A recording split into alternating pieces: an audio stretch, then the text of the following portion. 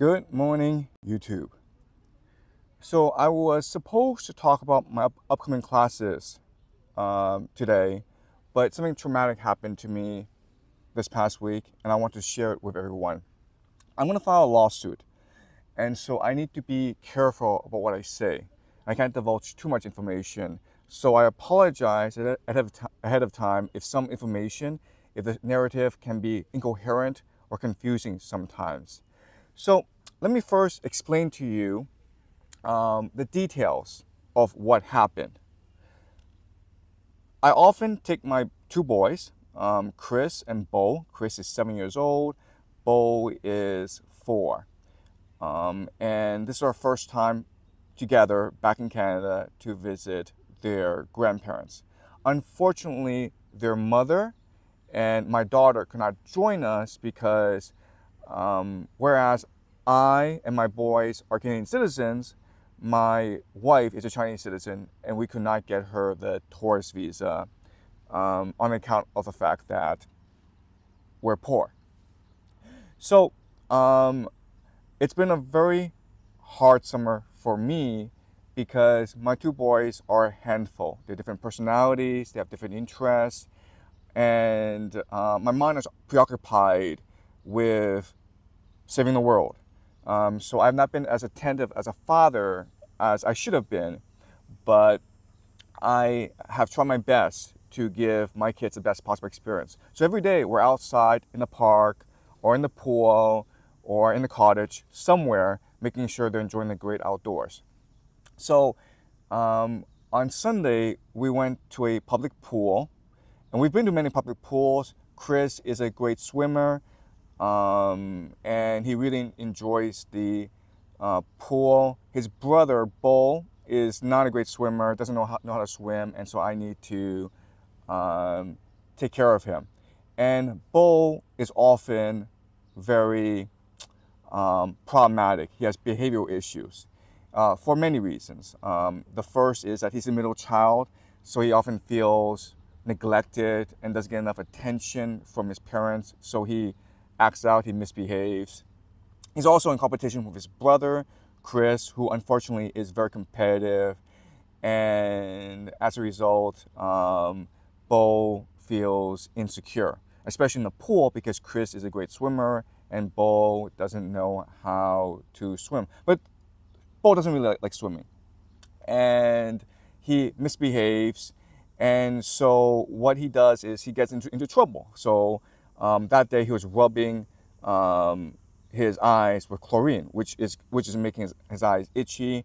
I'm annoyed by this. Bo is very good at annoying me. I take him in the shower. I try to wash off the chlorine with water, but Bo just screams. I spank him to try to get him to cooperate. I don't like to be physical with my children. I have 3 children. I'm very gentle with both Chris and my daughter, but sometimes with Bo, I need to spank him or I need to scold him because otherwise he doesn't really pay attention. He's always testing boundaries, and but sometimes because I'm under so much stress, I can overreact. So I was slapping him, and then one of the patrons confronted me and told me. He was actually very confrontational. He threatened to kill me if I continued to hit my child. And then I confronted him, and then the staff got involved, okay? And the staff talked to me. I explained the situation to them, that Bo often misbehaves, and even though I don't want to be physical with him, sometimes I'm forced to be physical with him in order for him to understand the gravity of the situation. And the response is, "Oh, I understand. You're an Asian parent." And I said, "That's not the issue. It's not that I'm an Asian parent. It's just like Bo has a distinct personality, and I need counter strategies in order to better control his behavior." They asked for my name and my phone number. I gave it to them, assuming that they will call Child Protective Services or the police for a checkup. And I understand that. That's standard procedure. It makes total sense. They saw a parent abusing the child, of course they're going to report this to the higher authorities. But the staff was really nice, and I was really cooperative with them. I was extremely forthcoming. I tried my best to explain the situation to them. They told me that this is not a big deal and that I could leave. Okay, so I dressed my boys. This is in the change room. It's a public change room. And as we're as we're about to leave, there's a large lifeguard. Okay, he's a teenager. Okay, but he's very tall and muscular, and he's white. And he stares down at me and says, "Our boss would like you to stay." And he says it in a very menacing and confrontational manner. And it was intentional that he did it that way. But I didn't want a confrontation, so I basically agreed to stay. I assumed they called the police, and the police would come interview me, and I would explain what happened, okay? So I'm in a change room, and what they're doing now is they're asking all the patrons to leave the change room. And they have two tall, muscular, white lifeguards blocking the corridor so that I can't leave, but patrons can't come in as well. And so what happened is, in effect, they turned the change room into a detention center, a holding cell, basically. And at this point, I'm too shell-shocked to really process what's going on, because at this point, I am at risk of losing my children. I told the staff, listen, we're citizens of Canada, but we're visiting from Beijing for the summer. And we're leaving next week. We have a flight next week to go back to Beijing. Their mother is not here.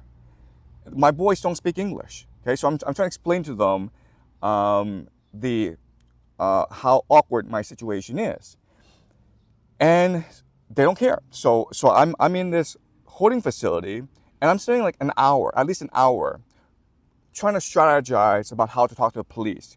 Because as a father, my first duty is to protect my children. Meanwhile, my boy, Bo, is right beside me, and he's crying, okay? Because he's afraid that he's going to lose his father, who is, in Canada, his primary caregiver. And I try to comfort him. And after a while, I say to the lifeguards, listen, my boy is crying. This isn't really fair to us. I've already given my confirmation. It's Sunday, okay? The police are probably busy with other things. I'm going to self-report to the police first thing Monday morning. And lifeguards ignored me and said, you have to wait. And I continue to wait. And right now I've lost track of time because I'm traumatized. My little boy is crying and he's traumatized as well. I'm seeing my life fall apart. It's possible that the police charge me, in which case I have to appear in court, in which case I'm going to miss my flight back to China, in which case I'm going to lose my job. And we're not a rich family. We're not. And we have no savings. So we would lose everything. And it's also possible that I lose my children. And my wife would kill me. She would find she's back in China, but she would find a way to kill me if anything happened to our children. So I am pretty shell-shocked. I'm pretty traumatized. But my child is crying. And then it occurred to me, wait a minute here. I've already given my information to them. My child is crying and feeling traumatized. Why are they doing this? So I confronted them. I asked to talk to the supervisor, and I said, why are you detaining me? And their response is, well, we're not detaining you. We asked you to stay.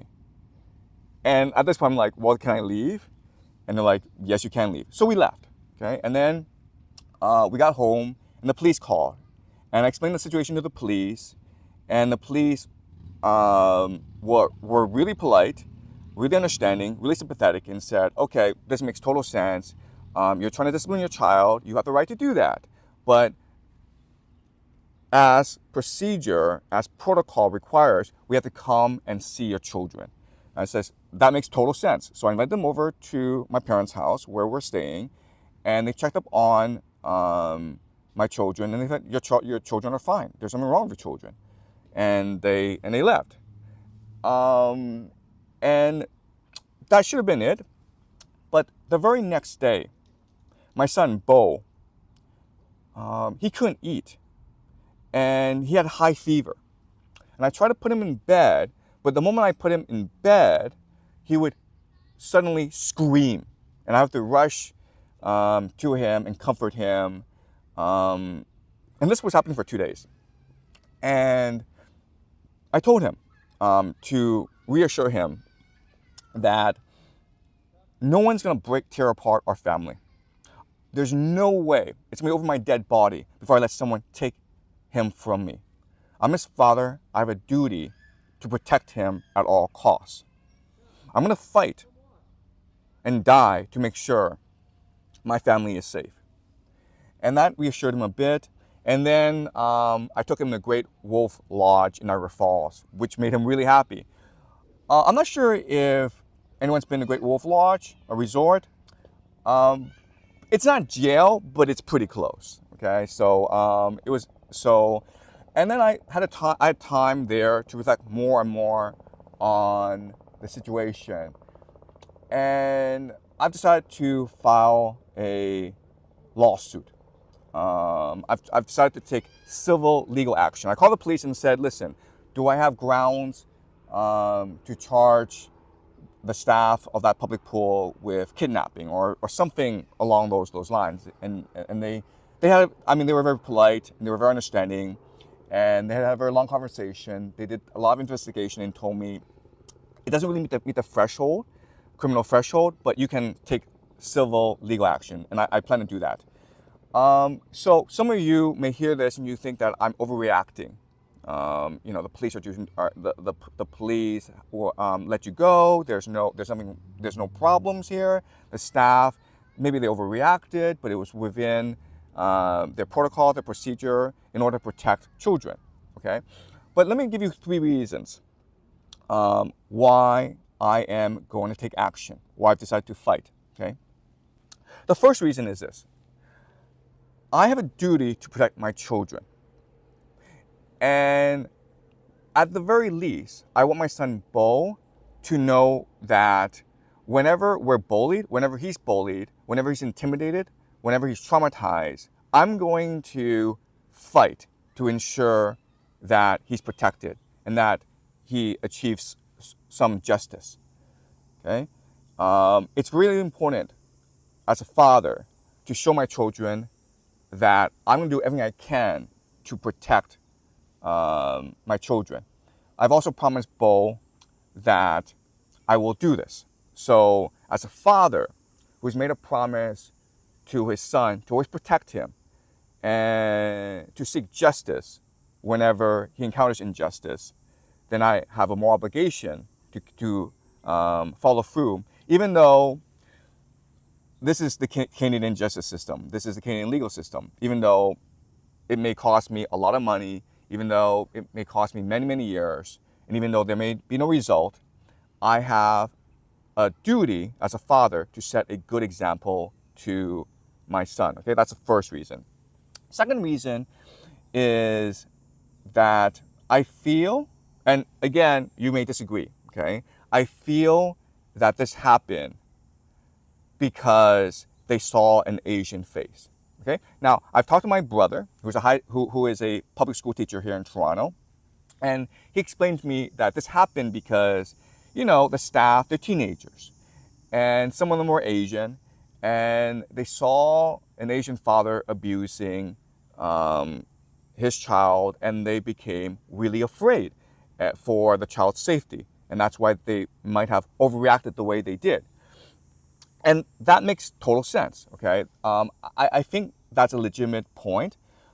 But at the same time, they did see my son cry for an hour, and they did nothing. They didn't care, okay? So I'm not completely convinced that was the case, okay? And I think the way that they behaved, they had two tall white guys watch over me. They put me in a detention center, even though I had given them all my confirmation that they could have passed on to the police. I think the way they behaved is because of certain racial assumptions they had implanted in their minds. Okay, and I think there are three racial assumptions that they had. The first assumption is that Asian parents are just excessively violent towards their children. Okay, so they said, well, if he's doing this in public, if he's seeing his child in public, then when he goes home, he'll probably be much worse. Okay, I think that was an assumption. Second assumption is that Asian people just aren't really trustworthy. Yeah, I mean, he told us the story, he offered an explanation, but Asians lie.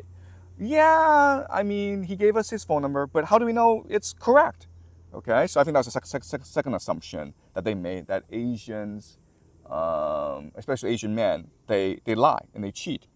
Okay, the third assumption, and this is the most important, is that Asians can be easily bullied and intimidated because they don't know how to stand up for themselves. We were there for over an hour, possibly 2 hours. I was not keeping track of time.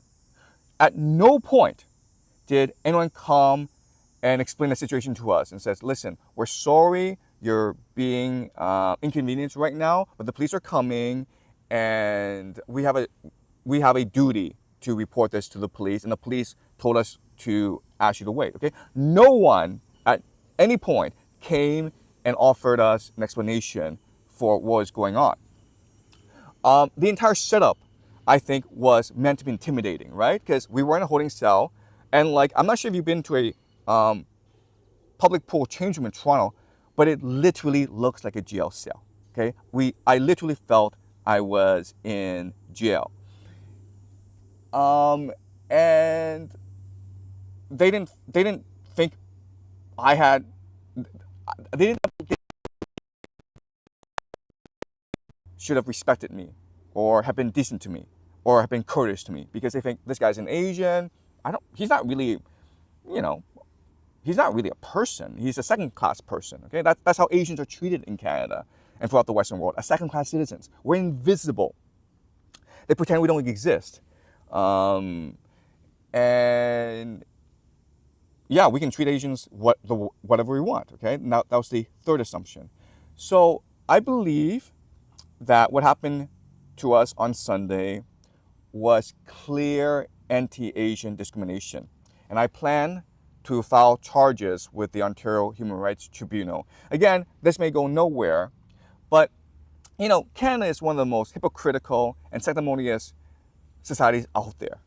If you talk to Canadians, they're like, we are a multicultural, tolerant, open society that welcomes all and treats everyone equally and with respect. That is not true. Okay, you talk to any Asian living in Canada, and he or she will tell you that's not true. That's BS. And now is a time for someone to actually speak up and highlight the extreme passive-aggressive, the extreme sort of hidden, invisible racism that Asians encounter every day. I remember when I was 10 years old, and my mother took me to the bank to open a bank account. And we were at the counter waiting for half an hour. Finally, someone shows up, okay? But a minute before, this white lady comes in and stands right beside us. The bank official looked at us and said, who was here first? And before we could say anything, the white lady says, I was here first, and just pushes us aside, okay? This happens to us every single day as Asians. We're not treated as people worthy of respect. Now, if you're a black person or if you're not Asian, you're treated with a higher degree of respect because, if you did this to another minority, you might get punched in the face, or at least that person would fight back. But the assumption is that if you are an Asian, you can be intimidated, you can be bullied, you can be pushed aside, and the Asian will just take it and go home and beat the crap out of his child. Okay, that is the assumption. So I'm going to go public with this and tell the world what happened, because it's time for people to understand the severity of hidden racism that happens in Canada against Asians. And quite honestly, this sort of like hidden racism, it's really the worst. It's like chronic stress. It's chronic toxic stress. It's invisible. It's like bacteria. It just eats at your soul and it degrades your humanity. And that's honestly why I left Canada at the first possible opportunity. I never came back. That's why I left the Western world to work in China. Because even though I have issues with China, at least I don't feel subhuman in China. The third reason is I am sick and tired of the bureaucratic overreach in this world. So I wrote a complaint letter to Parks and Recreation Toronto, and after 4 days, this guy emails me back and he says, okay, well, the staff are trained to identify any instances of child abuse or neglect and to report it and to write a report about it, okay? So he's saying that the staff did nothing wrong. Oh, but the fact that you were detained, well, that's beyond protocol and procedure, and we'll look into it, okay? So he's trying to protect his ass, basically, because he knows that if the staff did, in fact, detain me, and they did, even though they didn't admit it, then that could be cause for civil action, okay? So that's what bureaucrats do. Bureaucrats will never, ever admit they did anything wrong. What they will do is cover their ass and they will deflect and divert, okay? So if I continue to complain, what's going to happen is that they'll do an investigation, a 3-month investigation, and they will write an apology and says, okay, I'm sorry this happened. We did an investigation and we reprimanded the staff, and they promise to never do this again. They're really, really sorry. I then continue to complain, and then they're like, well, we decided to have our staff do more training. We understand that you felt that you were discriminated against. We understand that you felt you were a victim of racism, and we've decided to put our staff through more anti-racist training. Now do you feel better? I continue to complain. They're like, well, okay, so we've decided to transfer our seasonal staff somewhere else. Now do you feel better? Okay, so this would go on for a long, long time, but the bureaucracy, the people in charge, will never take responsibility for what happened. They will never admit to any wrongdoing, and they will continue to just waste my time. And how do I know this? Because this is exactly what would happen in China. It's amazing. But Canada as a society is now no different from China as a society. The society exists in order to basically be a nanny state. Okay? You have this bureaucracy that justifies itself by bullying the poor. And it's completely wrong. And all this is happening, okay? All this bureaucratization, all this bullying, all this intimidation, this excessive bureaucratization is happening because these bureaucrats want their cushy jobs and want to feel good at the same time. And I mean, just game theory this out, okay? Let's just say that same incident, but I was not as articulate and as eloquent as I am.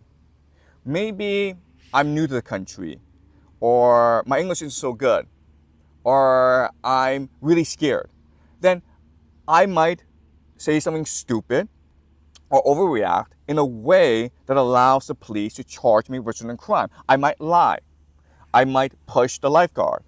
I might become excessively angry. And then what they'll say is, oh, you see, we were right all along. He was an abusive parent. And what we did was save the child from the abusive parent. So they take my child away.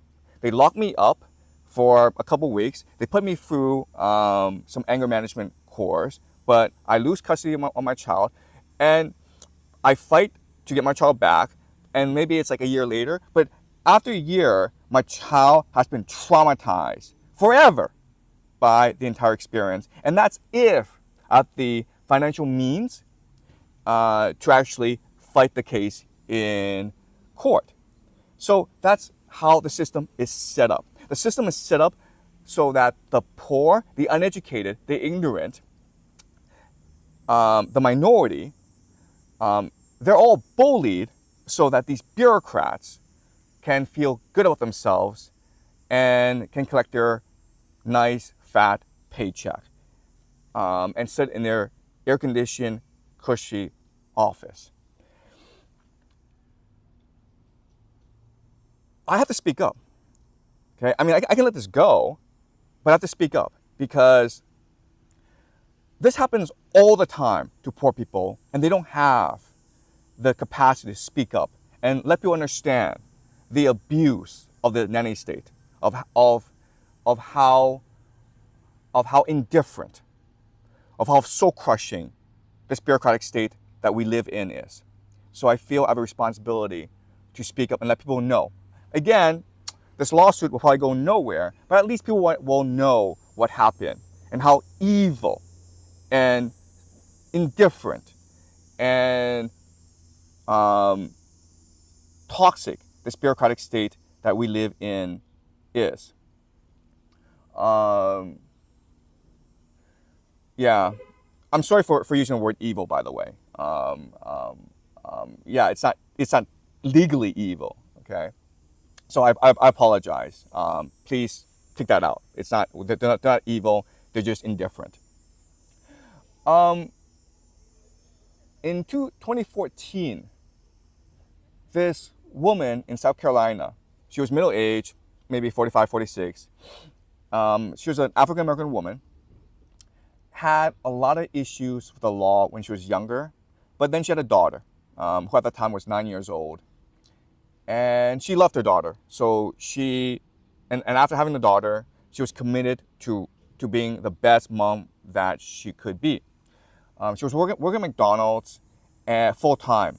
So to preoccupy, and she couldn't afford daycare. So to preoccupy the child, she bought the child a laptop. But then the laptop was stolen from the house. They couldn't afford to replace it. So the mother had the child stay with her at McDonald's. And the child was bored. And so the mother said, okay, well, why don't you go to the park to play? And then when she went to the park to play, she was confronted by this bystander, probably a white woman, we can assume, who asked her, like, where's your mom? And the child is like, oh, she's working. So the bystander called the police. The police came and arrested this woman, who again is just trying to be the best mother in the worst possible conditions. And she was put in jail for 17 days. And she almost lost her daughter. It was only because the media blew this up that she got a reprieve, that she was able to keep her daughter. So we live in an extremely unjust world. And so I feel that I have a responsibility to speak up.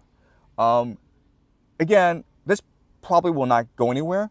And honestly, because this is Canada, I might get in a lot of trouble for posting this video. But I owe myself and I owe my son, Bo, the truth. I owe myself and I owe my son the willingness and the courage to fight injustice. I am going to file a lawsuit. And again, this may not go anywhere, but that's not the point. The point is, it's time to take action. Now's the time to fight. Now is the time to speak up. Because only by doing so can we create a more just world. So, as you know, for the past 2-3 years, I've been analyzing what's wrong with the world. And a lot of you are like, well, what are you going to do about it? Well, starting today, I'm going to do something about it. I'm going to fight. I'm going to take action. I'm going to speak up. Okay? So, that's it for today. I apologize for the rant. As you can tell, I'm very emotional. As you can tell, I've been traumatized. I've been having problems sleeping. And I'm worried about the long-term psychological consequences of this incident on my child. So I apologize if I'm not as clear and coherent and as compelling as I was previously, but it's still very raw, and it's going to take me a very long time to completely process what happened. So, so yeah, that's it for today. And next week I start classes. So we're looking forward to sharing my classes with you guys, and I will see everyone next week.